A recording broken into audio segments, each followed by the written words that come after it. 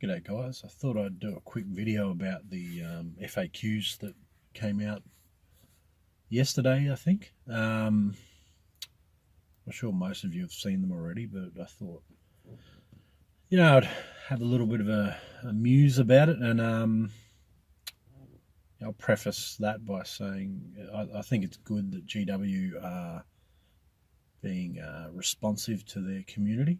It's a welcome relief. And I think it's important to understand that these are just beta rules, so they're not necessarily going to be implemented. They're for play testing, but a couple of them, it sounds like, have become official or something to that effect, which I support. So I guess I'll just start from the top. The first one on the list is the change to Smite. So, as you're probably aware, casting multiple iterations of Smite now costs an additional warp charge per attempt. I haven't checked whether that's per attempt or per successful attempt, but I can probably look that up. I think that's a good idea. It's a hard counter to the over-the-top Smite spam.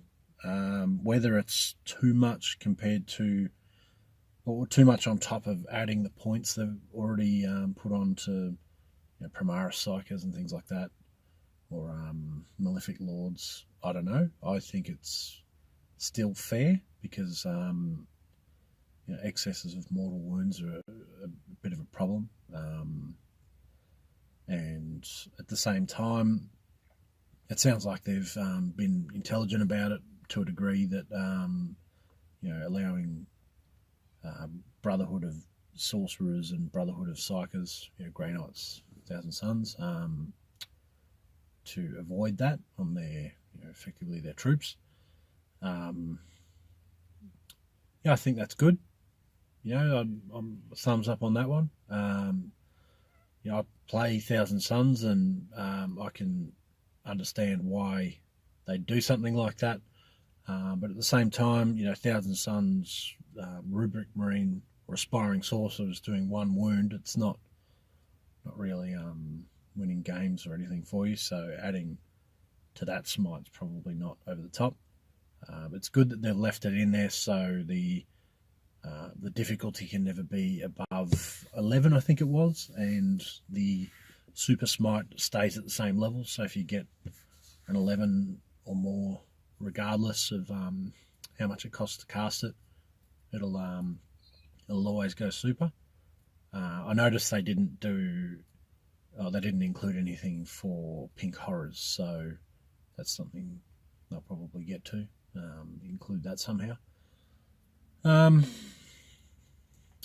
Next one on the list is targeting characters. Again, that was an older beta rule that they've now officialized or something to that effect. Again, I agree with that.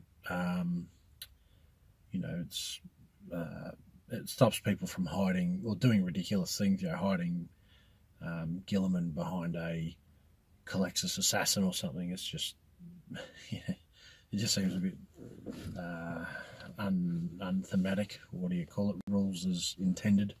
It's not what they would have intended, I don't imagine. So yeah, I'm glad to see that correction. It will change some play styles slightly, but I don't see that ruining anyone's day. The command points one, I think, again, thumbs up on that. Mainly because I tend to play more elite armies, so that helps me. But I'm not sure how you'd put some sort of mechanism in place to stop giving horde armies even more. They can achieve battalions anyway for relatively low costs, and now they're getting 15 command points. Maybe it doesn't matter once you get to such a high level of command points. It doesn't matter that you get an extra 3 because you've already got heaps and you might not get through them all anyway. I don't know. But we'll see. We'll see what the community does. But certainly for more elite armies, there's a whole section of the game, in stratagems that's just locked out to you. You might get one or two that are interesting throughout the game, and then you usually just spend the rest of them re-rolling dice.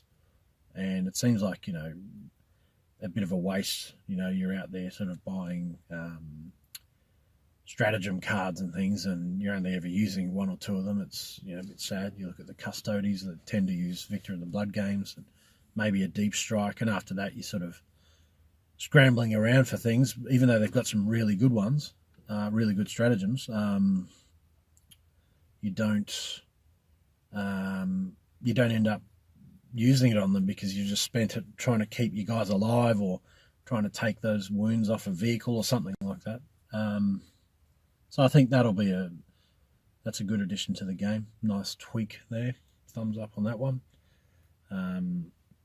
The other one was around ignoring wounds, or the feel no pain type mechanic.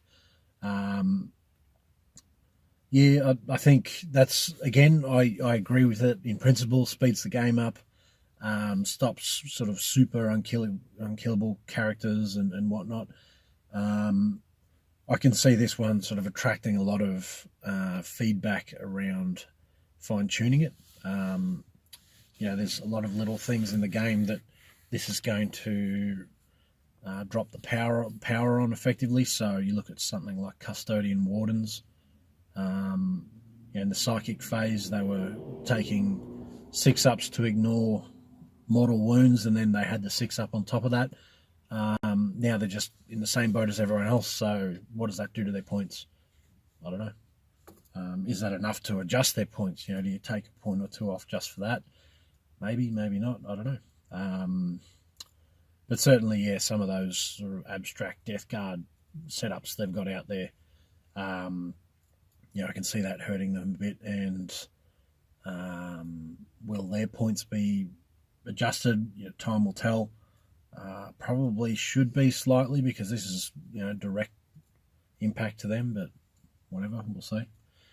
The other one was just straight onto points values. I could understand why Gilliman costs more. He's pretty solid. He's a good anchor, and now he's sort of on par with the other Primarchs. He's certainly, because he's not the obvious sort of center of the battlefield, massive problem that the other two Primarchs are. He's a big problem compared to a lot of other models and units out there, but the other ones are obviously huge issues. They're fast and they've got psychic powers and awesome weapons and all this stuff.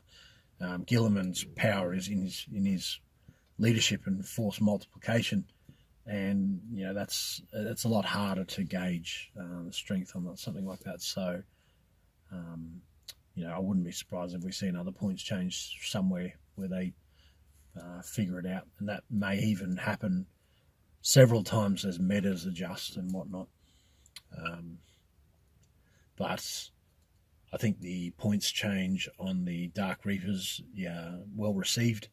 They listen to the community, they look at tournament top placing results, and they can see Dark Reapers are definitely overrepresented. And you think about it, the missile launcher for Marines costs 25 points, and they've effectively got a missile launcher, and you're not paying anything for the model effectively. So, and they've got good rules on the model. So, they were overdue for a points change, and I think the question revolving around will be, is this enough? I don't think anyone's really saying it's going to be too much. I saw a couple of the other changes. Farseers and Warlocks going up. I can understand the Warlocks going up. They're probably a bit too cheap before compared to some other things. They're not just normal psychers, but I'm no Eldar expert, so I'll leave that to the community to fight over. But overall, let's just see how they play out. Again, none of this is fixed, so play it, see what they say. Question is, a tournament's going to pick it up straight away? Maybe. I would support it. I like to see the change. I remember playing a tournament just after 8th came out. Hardly any of us had practice, and it was really fun. So I think going into something a little bit sort of blind can be exciting. I guess if you've got a tournament that's already got lists submitted or something, then I'd probably consider backpedaling it or allowing resubmits, but around points and things. But aside from that, I'd go to a tournament where they adopted the full package of FAQs. The other is rule of 3. Obviously, that'll affect some lists in more competitive tournaments. So not sure if people know, but in Australia we tend to do comp. So it's sort of another layer of rules that are applied over the game that attempt to add balance. It's not as complicated as it used to be, which is good generally. But things like rule of 3 might not necessarily affect a lot of the tournaments in Australia because we tend to handbrake a lot on overpowered lists. But certainly, in Europe and America, some of these really big tournaments, I could see this being a huge impact. It'll stop over spamming things, but at the same time, it doesn't mean they're going to stop spamming things. It just means they'll spam a couple of different things instead of one thing. But that's good. I mean, top of my head, I can't think of a solution to correcting an issue like that other than doing something like this. I don't like seeing spam. I think it's you can fluff your way through just about anything and come up with a theme, but I don't think spam is really in the spirit of the game. Competitive players will probably growl about that, but I understand competitive play too, and that's all great. But I guess my background with Warhammer has always been more on the themed type thing. Even though I'm not a sort of huge themey type, I like to have that starting at a couple of troops and an HQ type thing when I write lists. But anyway, I think rule of 3, give it a shot. There's going to be a lot of pushback and moving around. I could see this one changing a bit, but it's not an easy problem to solve. I think the next point was around soup. No soup for you. I didn't really like the idea of soup armies in the first place. I can see how they tie in with a lot of the sort of books and things like that. But I've never really been sort of over the top about, let's just plug, this model in here and this guy in there and build the ultimate list. Again, I don't really like that sort of play. It's not really the sort of thing I do unless you're playing a narrative game or something. Again, I could see maybe some issues with how this would affect some players or some people's collections, and it's a bit unfortunate. But I think making the soup rule in the first place, I think, was a mistake. And at least GW are responding to questions and criticisms out there. They're not just saying, oh well, we've done it now, too late. I think the first term Deep Strike changes. This is the only one I don't really support. I think it's an overreaction, and I think it's addressing a symptom, not the cause. I don't think the problem was because people can deep strike, the games were being unbalanced, because gunline armies are quite strong as well.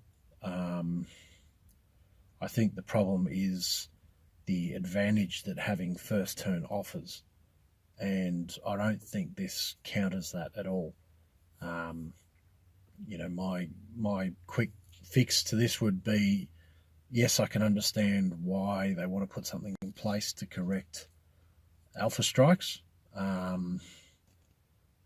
and people who want to avoid an alpha strike from a gun line can use terrain, assuming you've got some, which is another matter. But I think if you're going to correct, the combat alpha strike, put more emphasis on what first turn means. So if you, for example, win the first turn, or you want the first turn after you've won, the roll off at the start of the game, then the rule as it's been proposed in the FAQ applies. So you can't deep strike outside your deployment zone on your first turn, but your opponent gets to act as normal if they're the person who goes second. So they can deep strike outside their zone first turn. Now, does that correct the issue? Does that stop combat alpha strike? Maybe. I do like the part around not being able to warp time. I think, just not being able to warp time on your first turn after deep striking, I can agree with that. Doing it from your deployment zone, you got a lot further to go generally, so I support being able to warp time there. But I don't think dropping in first turn warp time and then charge, I think that's a bit over the top. There's no real, there's not a lot of ways you can prevent something like that other than having heaps and heaps of chaff to stop the deep striking. So I think generally I like that they're attempting to correct this, but I think they're overreacting, and I think the play testing and community feedback will reveal that, and we'll see what we see. I'll give it a shot.